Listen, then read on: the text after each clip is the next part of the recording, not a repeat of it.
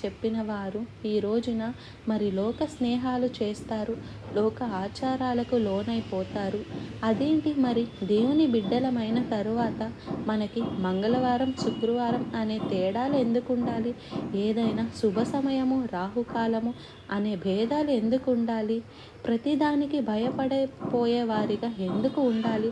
నా దేవునిలో కృపలో నేను ఉన్నాను, నాకు ఏ అపాయము కలగదు, నా దేవుడు నాకు సమస్తము మేలు చేసేవాడు అని నమ్మకుండా అందని ద్రాక్ష పళ్ళు పుల్లవని కొంతమంది క్రైస్తవులుగా ఉండి దేవుని శక్తిని అనుభవించకుండా బ్రతికి నామకార్థ క్రైస్తవులుగా జీవించి వాక్యం చదివారు, వాక్యం తెలుసు, వాళ్ళకి అన్నీ తెలుసు, అలాంటి పరిచయలు లాగా కానీ క్రియలేమీ జరగలేదు. కానీ ఏమైనా బైబిల్నే పట్టుకొని ఎక్స్క్యూజ్ చేయొచ్చు అని బైబిల్ వచనాలు పట్టుకొని వాళ్ళ ఇష్టం వచ్చినట్లు విమర్శించే వాళ్ళు ఒక తరం తయారైపోతుంది కదండి.